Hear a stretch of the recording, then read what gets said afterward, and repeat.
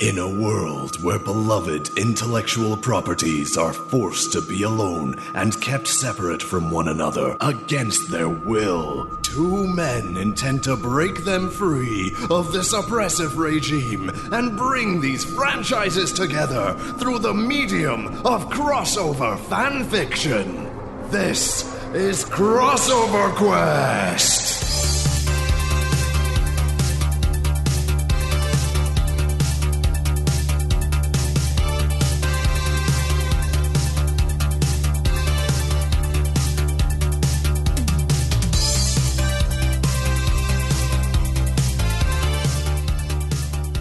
Hello, welcome to Crossover Quest. This is William and I'm with Ali, and we're going to cross over some stories and make you all laugh. So we'll tell them what stories we're doing this week, or which franchises we're crossing over to make stories from. Did you say hello? Very rude not to say hello. Hello. Did I say hello? I think I just said welcome. Welcome's okay. Hello and welcome to Crossover Quest. So Ali, what show are we crossing over? What two shows? They're not even shows. What two things are we... Things, I don't like saying franchises every time. It seems too like corporate. I know what you mean. So what new intellectual properties will we be selling to the market today? I think we should just say the two things. Things, again, just say what they are and people can to make up for themselves if they're franchises or things. Just say what they are. Say them, please, say them now. Doctor Who and Dexter's Lab. Doctor Who being the... When was it started? 70s? No, 70s? 60s? Oh, you're right, it's all black and white and shit, wasn't it? Yeah. Black and white shit back in the day. Yeah, so... And we don't mean it was black and white and brown, it was just black and white. And stuff and things. Yeah, so yeah, it's been going forever. Yeah, and well, it's a science fiction program. It's the more famous of the two properties. People will know what it is, but essentially it started in the 60s. The BBC, pride and joy of the schedules, and it's still going strong. It had a big sort of gap between like the late 80s and the early 2000s, and it's been going strong ever since. About a time travelling alien who has a phone box that can go forward, and police box, that can go forward and back in time and to any planet. It can go anywhere in space and time, and he usually has a human female companion, not always, but usually, who goes with him on his adventures, and they have big adventures, I guess. Yeah, and Dexter's Lab was the Cartoon Network children's television program. Yes, an animated feature. Mid-90s, was it? Yeah, 90s Cartoon Network show about a super genius young lad and his annoying sister. This one poses more problems for me because I have no real recollection of it. I mean, I remember it being a thing. I was too old for it, and I was just watching it. I was definitely too old for it. We didn't have Cartoon I seem to remember Network, you kind of liked it. It was on Going Live or something, or that's going back a bit. Actually, yeah, it probably wasn't Live like and Kicking. It was on Saturday morning. It was decent. It was all it's right. like Johnny Bravo for me, and even Powerpuff Girls. I don't remember. Exact same time again. I know they all look the same too, but I don't remember any of those shows really. Apart from Chicken, that was a good one. Yeah, that's my favourite of the bunch. Because it was after Ren and Stimpy and stuff. I like Sharky and George. That was I don't even know where that's from. That was good though. It's early, that's long ago. Yeah.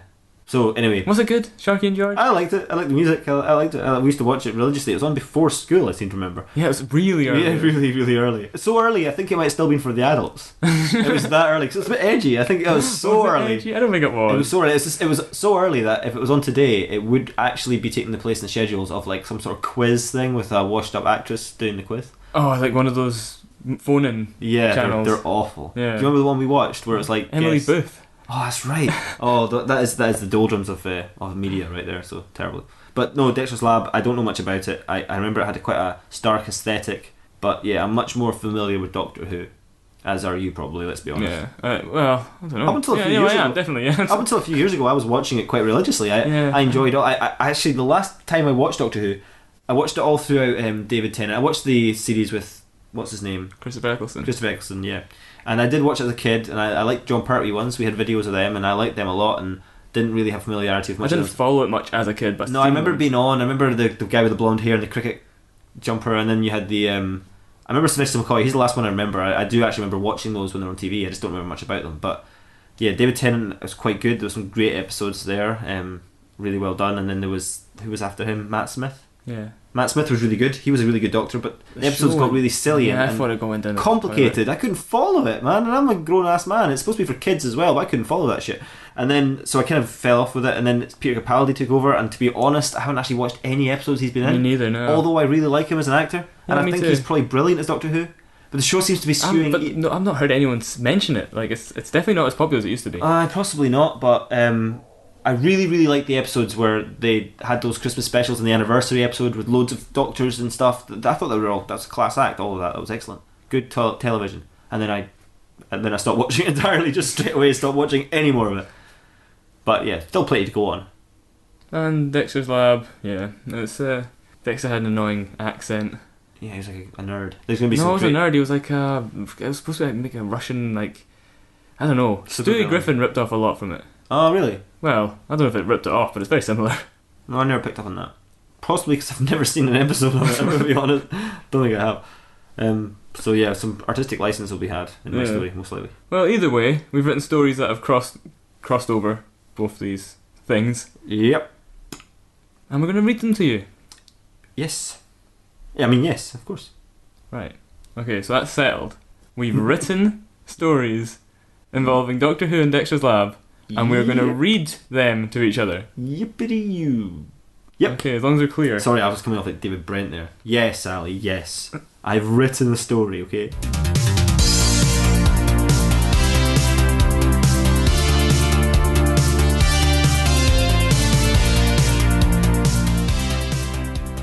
Hope you're ready for my story. It's about Doctor Who and Dexter's Lab. I'm bracing myself. I've written it down, and now I'm going to read it out. It is called Doctor Who and Dexter's Lab. That one kind of works. I think. No, I think because it's like Doctor Who and it's like one of the Doctor Who adventures. Why change something that's already perfect? Yeah. Here we go. Dexter from Dexter's Lab was in his lab from Dexter's Lab doing experiments. Suddenly, in a flash of light, the TARDIS from Doctor Who appeared in front of him, and the Doctor from Doctor Who popped his head out the door. "Dexter, how would you like to join me on a big science adventure?" he cried excitedly. It wasn't any specific doctor, by the way, just lady's choice. Actually, no, it was David Tennant, because... Ladies would choose David Tennant? I guess, yeah, that's better than what I had written.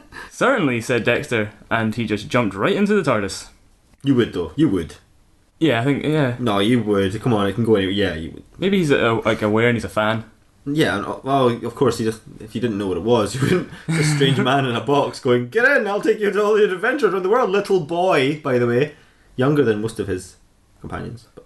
Another flash of light and it was gone, travelling across the universe and through time. "Whoa, it's far bigger in here than I expected from observing your ship's exterior," said Dexter. The Doctor didn't reply. He was furious, as he was sick of hearing that. That's the problem with immortality. You have to hear people go on and on about how your TARDIS is bigger on the inside than the outside. I thought you quite liked explaining that. It's not the explaining, I think it's having to hear people say it, making jokes about it and stuff. Stop meeting new people then. "I'm already regretting taking this kid along," he thought to himself, "but I need his scientifically gifted brain to help me out on the mission." They arrived at their chosen place and time. "Where are we?" asked Dexter. "Or better yet, when are we?" he continued as he elbow nudged the Doctor many, many times. "We're far away from Earth at some time in the past," snapped the Doctor. "Now please, can we just go investigate?" "I love investigation!" cried Dexter excitedly as he ran around in a really tight circle making broom broom noises. Finally, with the Doctor's patience already dangerously thin, they left the TARDIS and headed out to the alien planet. It was tree as fuck and the air was real swampy. The Doctor whipped out his sonic screwdriver and held it up to one of the many trees. It beeped, booped and computer farted for a few seconds. "A ship!" exclaimed the Doctor. "It crashed over there somewhere." "Really? What kind of device is that? How can it tell if a ship crashed? Does it detect chemical traces in the atmosphere or something?" asked Dexter. "Never mind, it's not important. Adventure calls, let's go." The Doctor pranced off excitedly.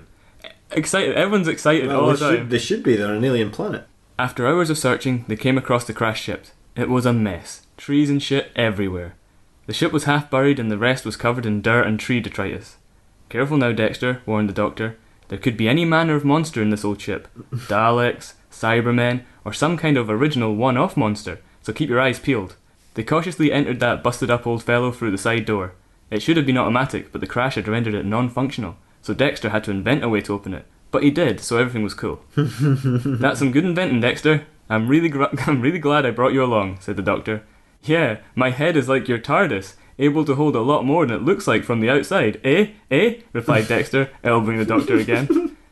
Inside the ship was a mess. Smashed computer terminals, the walls all scratched up, and some kind of thick, viscous liquid covered just about everything. Eventually they found their way to the bridge. A woman dressed in pilot gear lay unconscious on the floor. A lot of just kind of like explaining, isn't there? Yeah. She awoke shortly after Dexter had invented something to wake her up. "Where am I?" she asked groggily. I think a better question would be, when am I? Corrected Dexter. It's not even appropriate here, said the doctor, briefly losing his cool. He turned his attention to the woman. We found you on the ship. It's in pretty shitty condition. Are you okay? Oh crap. She looked around, remembering what had happened.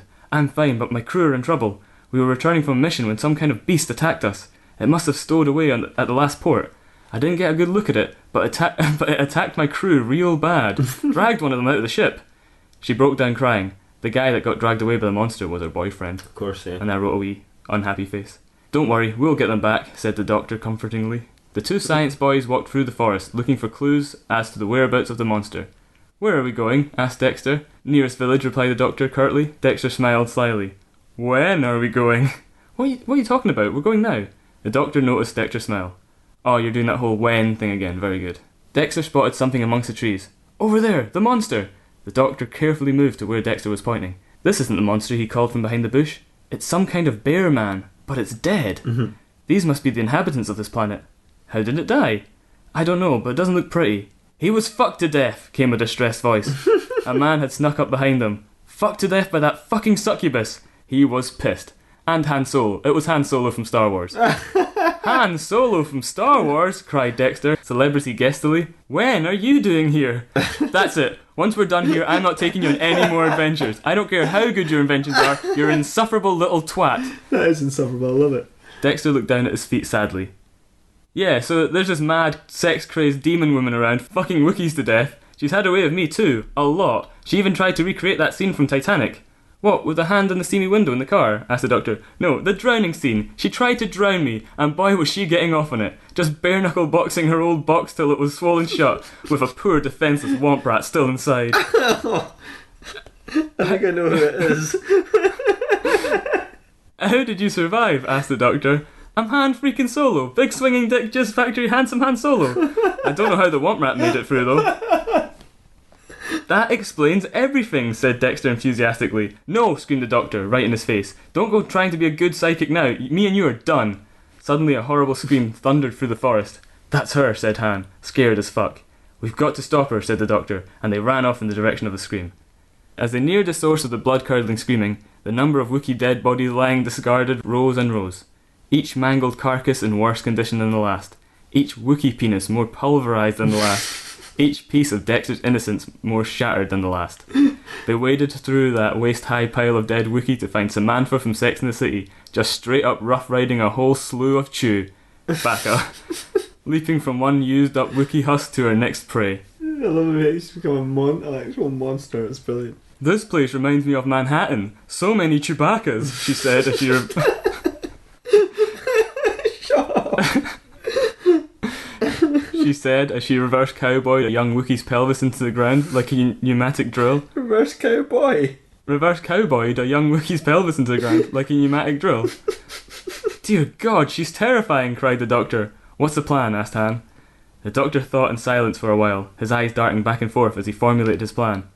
We all have to believe, he said finally. Believe what? In something. We all have to believe, and it can't hurt us. Believe what? Han repeated loudly. But it was too late. I'm with him, I'm totally with Han on that one. Every time. But it was too late. Samantha had spotted them. She looked the doctor up and down. Hello, you're new. I don't recognise your scent.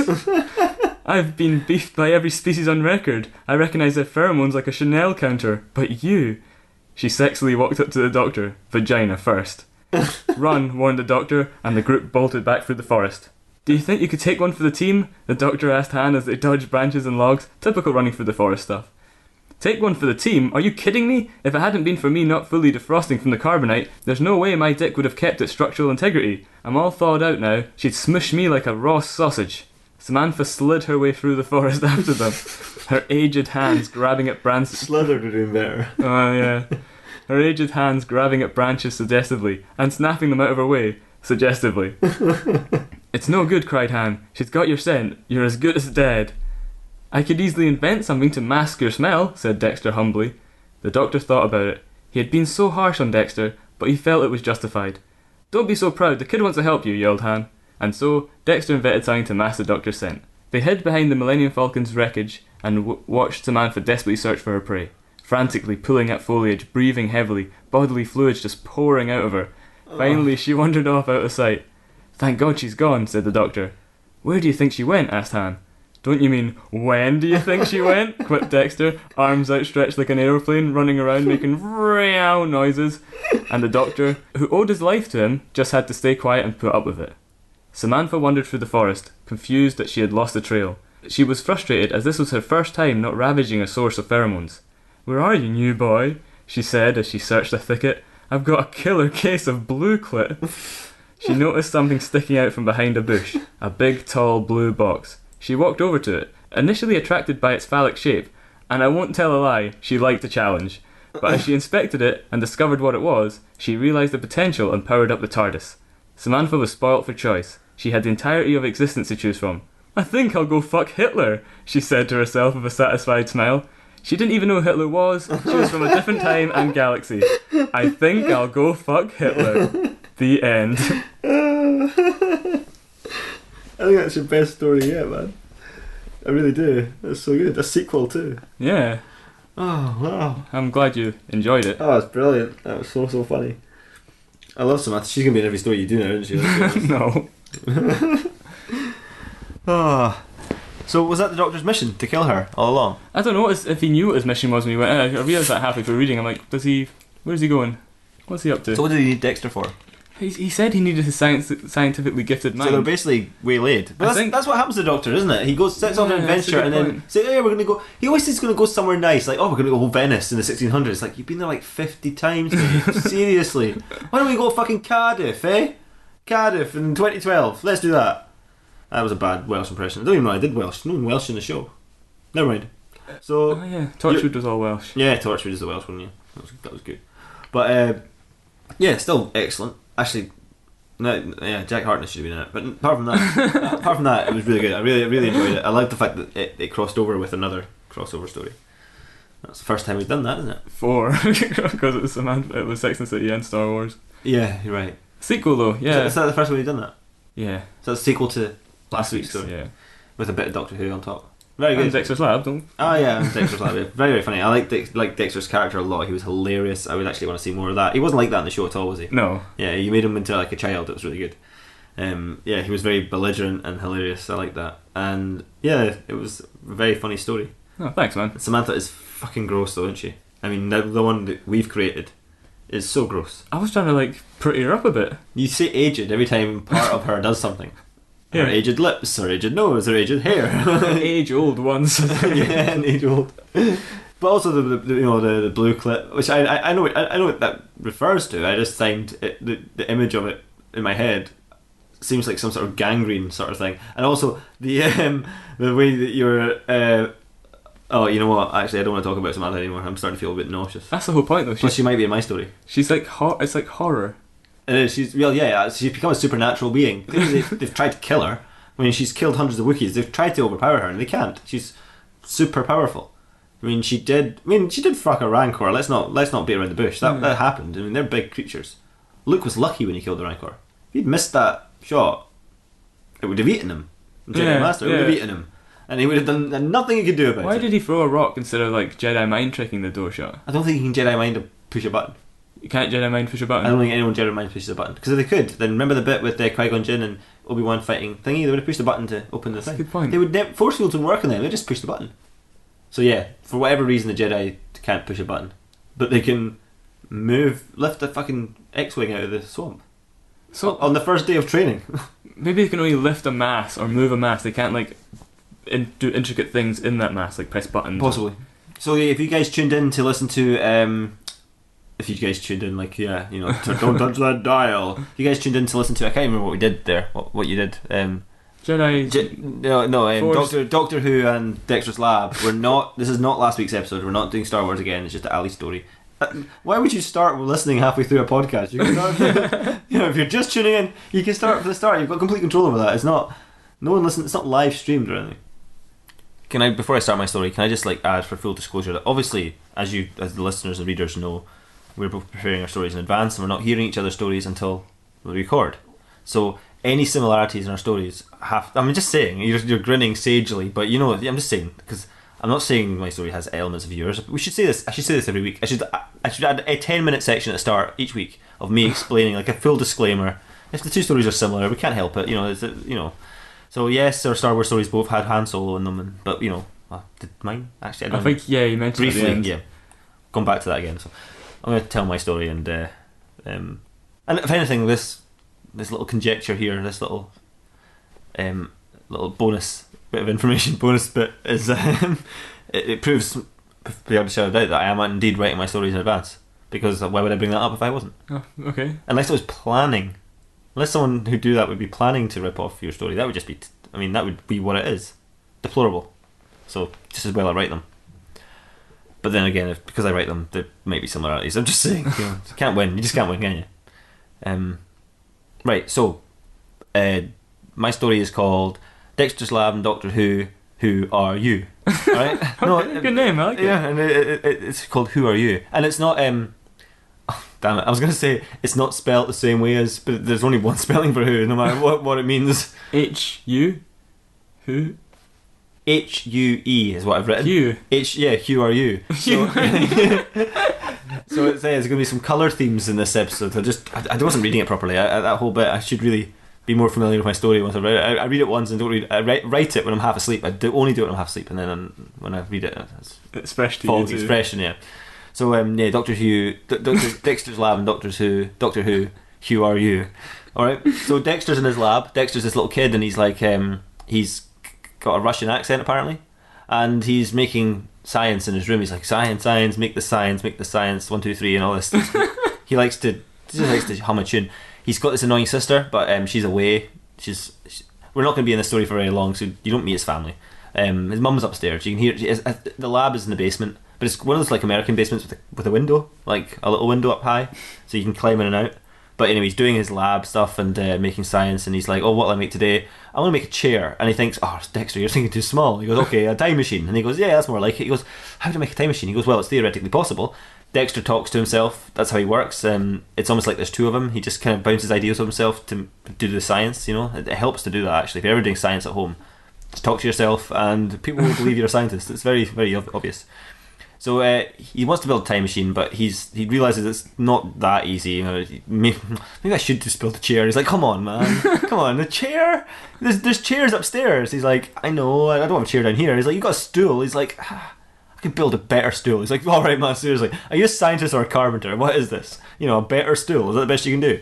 At that very moment, Doctor Who comes in his TARDIS, and Dexter's like, "Whoa, who are you?" No, he said who. Okay. And the Doctor goes, "Oh, you know me." He goes, "What? Know you? What? How? No, I don't know you. I have no idea who you are." He goes, "Well, it's not like I'm a fictional character." He goes, "No, neither am I." Exactly. So how would I know you? He goes, "Sorry, you said who are you?" And he goes, "Yes, I did. I'm asking you who you are." He goes, "Oh, you're talking like Yoda now. Who I am? Yeah. No, good. So you don't know who I am." And he's like, "Who's Yoda?" And he goes, "No, Star Wars exists in your world." He goes, "Oh yeah, it's from Star Wars. Okay, I know it's this is basically set on Earth. So who are you?" He goes, "Can you not just say I am who?" And he goes, "I don't understand what you mean. I am who?" He goes, "I'm the Doctor." And he goes, "Right, good, right, you're something at least. Okay, the Doctor, but who are you?" And he goes, "Exactly, I'm the Doctor. You've heard of me." He goes, "I haven't heard of you. You're a doctor." He goes, "I'm not actually a doctor. I'm Doctor Who." He goes, "Oh, man, that's an annoying name to have. You really have that name?" He goes, "Yeah, I'm Doctor Who." He goes, "Oh man, how'd you get through life? How'd you function? It's so inconceivable. It's so inconsiderate." He goes, "I don't understand the problem." He goes, "Well, we've been talking for like 5 minutes. Willie's story can only last for about 10 for the podcast ends." He's like, "All right, okay, shush, breaking the fourth wall there." He goes, "All right, so your name's Doctor Who?" He goes, "Yeah." It keeps people guessing. Like, guessing? I didn't know I was guessing. I was trying to find out if you were even human. He goes, "No, I'm from Gallifrey." He goes, "Oh shit, you're making stuff up now." "No, I'm genuinely from Gallifrey." Okay, you're from Gallifrey. Fine, good. I don't even know where that is. I don't really care. Is it in the Star Wars universe? He goes, "Nope, it's not. It's a different planet in this universe, real in the world where we are. It's real. I'm not interdimensional." He goes, "Oh, you're not?" He goes, "Might be. Is he interdimensional?" I might be. I think there's some I might. There's some dimension stuff. Like, right enough, there has been dimension stuff. And Dexter's like, okay, what's your real name? He goes, "Oh, it's Jones." It's like, "What?" "Yeah, Dr. Jones." "Well, what's the Who about?" "I actually don't know. No one's ever actually called me that." Like, no one's ever called you Doctor Who? "No, but in later episodes, the character will ask who I am and say Doctor Who." Kind of like you were doing with the annoying, what year is it? What, when are we thing in the last story? He's like, oh yeah, did you like that? Yeah, he's like, yeah, I liked it. It was quite funny. I mean, it was one of the best bits of that adventure you were on with me previously. He goes, okay, take a deep breath. I don't know what's going on. I get it. Actually, this makes perfect sense. Dexter says, I'm not doing the Russian accent clearly. If I started doing it now, it'd be ridiculous. Plus, I can't do one, so it'd be doubly ridiculous. So he says, right, I get it. You're a time traveler. I'm trying to create time travel. Sorry, are you a time traveler? He goes, yes, I'm Doctor Who. I'm probably the world's most famous time traveler. He goes, what about Marty McFly? Fictional. He goes, we're all fictional, mate. Depending how you look at it, we're all fictional, let's be honest. Alright, okay, we're all fictional, but I'm more famous than Marty McFly. I don't know that you are. He's like, no, I definitely am. And he goes, Stewie Griffin, time travels all the time. He goes, okay, bring that up, yep, okay, but we're more famous. I'm more famous than all that. I've been around since the 60s. He goes, yeah, lots of things have. Okay, you're the most famous time traveler in the world, but you're fictional. You're not fictional in my world. You don't by not being fictional in my world, you don't exist in my world, do you? You're in another world. You know what I mean? Like in my universe, the universe I live in, which is Earth, Star Wars is a thing. Probably is in Dexter's lab. I'm sure it was mentioned at least once. Sorry, that's like an editor's note there. But Doctor Who is not a fictional thing in my world. So he's real in my world, which means he's not in my world until he comes in, because no one knows who he is until he shows up. So that whole conversation did make sense, me not knowing who you are. He just didn't have such a fucking annoying name. I could have figured it out sooner and not wasted so much of William's story. Okay, alright, so I'm Doctor Who, I've got a time machine, and you're wanting to make a time machine. Yes, I want to. It's not seeming like his point now, because he's got one. I have to make a fucking chair. Can I borrow your time machine? He's like, well, I was going to ask you if you want a chair. Seriously, if you want to make a chair. It's like, yeah, I was going to make a chair, right? Okay, I was a little bit tired this morning, okay, because I've got school in like half an hour. I don't have that much time. It's like, yeah, it's early. I mean, I always show up really early at inconvenient time to children first, and then, it's like, yeah, you do that. I mean, you do that? Like, yes, you talk weird sometimes. It's like, well, you just did there. It's like, I know, I'm not reading this well, is he? No, he's not. Anyway, that's what they say, man. It's a weird kind of story, isn't it? So he goes, right, so I'm not going to do a time machine. I've got like 30 minutes to. He goes, well, how about I take you to another time and you can come back right before school? He goes, well, I've come back 4 hours ago and I can get more sleep. I'm tired. He's like, well, why don't you sleep in? He says, because I got to do science. I'm a mad scientist. Whoa, ha, ha, ha. And you're going to make a chair. There's some science involved in a chair. He's like, you know what? We've done the chair thing too much. So do you want to come with me or not? He's like, where are we going? First of all, it's like, what do you mean where are you going? Jump in. You're going to get to any place in time. He's like, yeah, I know that. I was going to make my own time machine. And when I make my own time machine, I'll do the science and actually figure out where I'm going and why. Why are you going anywhere? What do you do? He's like, oh, we're going to go to Venice in the 1600s. It's like, right? And he goes, oh, we could go to China in the 1600s. Like, all right. He goes, or North America in the 1600s, the Plains Indians. He goes, all right, 1600s. So you can only go back that far? He goes, yeah, I can go back. It can go back as far as the 1600s, or forward like 50 years, or like a million years in any direction, so no one can ask any questions. It's like, yeah, I thought as much. You want to go to Nazi Germany? It's like, do you, Doctor? It's like, I've been there a lot, yes. It's like, why? It's like, I don't know, it's Daleks and shit. It's like, I don't think there is. I don't think any of that shit's happening. Why would Dexter know the Daleks though? Because another made up word. Doesn't believe words. Doesn't seen. He doesn't know. That's why his vocabulary is really shit, and his science is pretty shit. He's pretty much only got as far as the chair so far. He was really jumping the gun right with time travel. He's been a little bit hesitant about getting into the spaceship. The Doctor's like, so where do you want to go? He goes, right, well, first of all, 4 hours ago to prove it works, I can get a kip, and then we can go on an adventure. The Doctor goes, you know what? I'm finding that kind of funny, but you're absolutely right. 4 hours ago, I'll just sleep in the TARDIS. He's like, well, you're gonna sleep in that wee thing? No chance. The Doctor goes, I'm just going to explain something to you. Oh, I want to go in and see it. I want to see it. Why? Why suddenly are you so excited? Because I don't want you to explain anything to me until I get inside. And Dexter gets inside. The TARDIS goes, whoa, Doctor, it's filthy in here. And the Doctor goes, phew.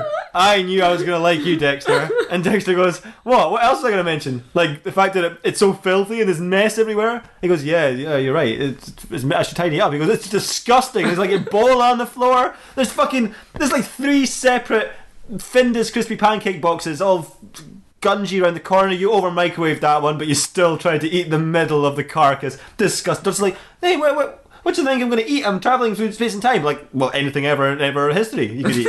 anything that's ever been cooked. Anything that's ever been eaten. You could go to like a death row prison of a famous inmate and take his last meal. You could go to Hitler's. You could eat the ham sandwich that killed. You could do anything. You're going to say Mama Caster? It's like, yeah, I forgot her name for a second. Thanks for reminding me. He's like, yeah, I don't know which one I am anymore. Neither do I. Okay, I'm the Doctor. Right.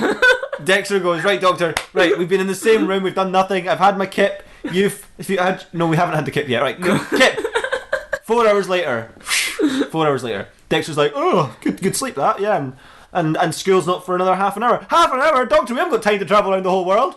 Haven't we? We've got all the time in the whole world. He's like, yeah, and space as well. Remember, he said space. Yep, we can go anywhere in the world, and in space. Where do you want to go? You're like, all right, well, and Doctor goes, actually, I'm being an idiot. I've got a mission. It's like, all right, cool. What? Well, is it a dangerous mission? He goes, pretty dangerous, yeah. Most horrible cretinous creature in the whole universe, and we have to go and kill it. It's like, what does it do? Oh, it does everything. It kills people naturally, but it poisons the environment. It destroys stock markets. It makes people unemployed. It makes people. It does awful things. What's it called? Oh, I don't know what it's called. It's like, well, why do you want to kill it? I didn't say I want to kill it. Well, what do you want to do for it? I just want to check it out, see what happens. Like, Doctor, that's really irresponsible. He goes, that's how this shit works. We check it out, see who the goodies are, just kind of help them and bundle them along. And if any of the actresses stand out, then we'll get them back next season to replace your ass. Like, what do you mean? It's like, well, you're not going to be my companion. You're just too annoying. It's like, well, can I go on one adventure? He goes, no, you know what? You had your adventure. I went to 1600s Venice and I brought you a chair. Here you go, you wee dick. It's like, well, fine. And the Doctor just vanished at that point. Gone. Didn't even say goodbye. Well, and Dexter's like, well, you know what? It's annoying, but this chair's got to be valuable. It's 1600s Venice. Yeah. So he went on eBay. It's worth like 700 quid. That's not bad. Yeah, it's not bad. But I mean, he was thinking like tens of thousands. Aww. I don't know. So he was disappointed. He was 700 quid. What can I do with that? He goes, I know. I'll go down to the shop and buy a time machine. And he goes down to Big Al's TARDIS warehouse and just buys a TARDIS. Everyone's got a TARDIS in this place. He's just not got one because they cost 700 quid. All right. The end. Hey. Oh, good story, man. I like Flat ending. All this shit on your own story straight away. Yeah, they feel so raw. Why is that, do you think? Because it comes from my heart. It comes from my emotional core. Because you had a bit in there where you said, oh, in that story before that. There's a few bits like that. Yeah, it's just strange that you thought of that. The chances of that happening are so slim. 1 in a million. I know, and you never like try it and are wrong. You're always right. Pretty sure I'm wrong sometimes. No, but I mean, you like talk. Oh, that last story. It's never like, oh, when the bomb went off in that last story, there's no bomb in my story. You never. You always mention. Well, that I suppose if I had written something that didn't happen and it seems ridiculous, I might skim past it. Right. Are you adding anything to it? There's basically a million bits in every story, pages of just the thing that happened in the story, and most of them didn't happen. But when I come across one that did, I read it out loud and proud. And you do it every week. Safe in the knowledge that it's worth it. So your stories are kind of like a fighting fantasy that you read through at the. I suppose there's an element of that to it. Yeah. That's why in this one I didn't do very well. I didn't even leave the first room. No, I like that. I thought it was really funny. And that was, you know what? That was probably the most. Well, the most satirical Doctor Who episode ever. The most like appropriate crossover, yeah. Because that was Doctor Who and Dexter from Dexter's Lab. So it wasn't quite. But it wasn't. That took place in the lab, in Dexter's Lab. So that was. If you're going to have a story that's called Doctor Who and Dexter's Lab, you are you. Oh yeah, I didn't mention colour once in that story. That must be one of the things that you didn't do in your episode.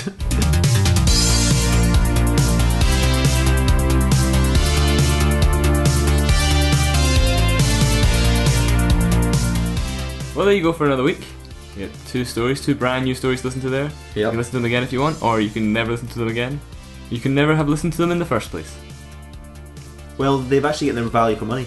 A great return on their 30 minutes of time. Time to put in. Yeah, thanks for giving us your time. If you are listening, we appreciate it, obviously, and hope you enjoy the stories. We're enjoying making them. So yeah, do you think there'll be any reaction to these stories? Doctor Who could have. I mean, did we do anything particularly bad with him? Doctor Who fans are touchy, man. They are touchy, and a lot of them are younger. Which Doctor was yours? They didn't mention it. They're going to hate that. They're probably not going to like the fact that I made my. Neither of us said which Doctor it was. I said it was David Tennant, but I originally made it Lady's Choice, and then did I specify at all? No. Oh. Which was it? It doesn't really matter with Doctor Who, does it? They're all so different and all such great not personalities. Really. Not really. They're just an eccentric guy. Yeah, that's all eccentric guy with a couple of who's generally a bit weird and eccentric, but can get serious and dark. And now we pissed off the fans. Now we have, yeah.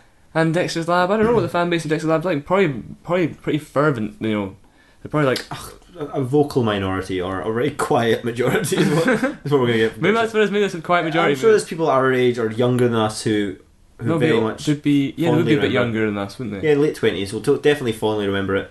But no one gives a shit about Dexter's Lab. They might like it. Nobody gives a fuck. I mean, it's had games on the GameCube a long time ago or something. It's on the GameCube, yeah, probably, but right, yeah. You know, the GameCube was like 2001. Yeah, 2002. you're right. It might be before that. No, but it takes a while. PlayStation. It was like a 90s cartoon. They keep going. SpongeBob. They still make that. They still make SpongeBob to this very day. We'll probably do SpongeBob sometime. Yeah, SpongeBob and Spartacus. That's already. Nah, that's in the bag. Yeah, they've got to do SpongeBob and Spartacus. That's amazing. Lust of the Flesh. Lust of the flesh, indeed.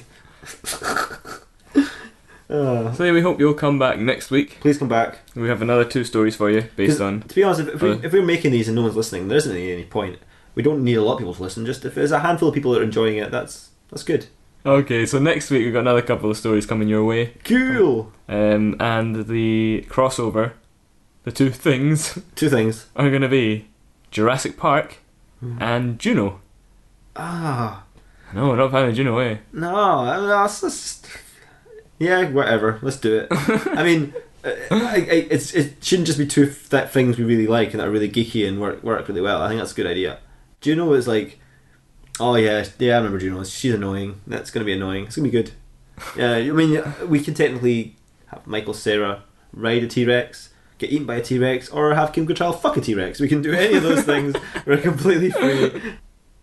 So hope you look forward to That. those things. Those things. The lovely things we have for you next week. Yeah, don't be despondent because it's Juno. I am, but don't be. Okay. Yeah. It's also Jurassic Park though. Yeah. It's gonna And be awesome. Juno, when Juno came out, everyone was Can I like, do Jurassic World? Can I do Jurassic World? Yeah, Do whatever I it's want. Jurassic Don't need Park. that answer. Do any I It's want. Jurassic Park. So come back next week and maybe your dreams will be made reality. Or maybe you'll just hear a really bizarre story. But either way, it'll be fun. Goodbye. You fucking dick. Goodbye. Goodbye.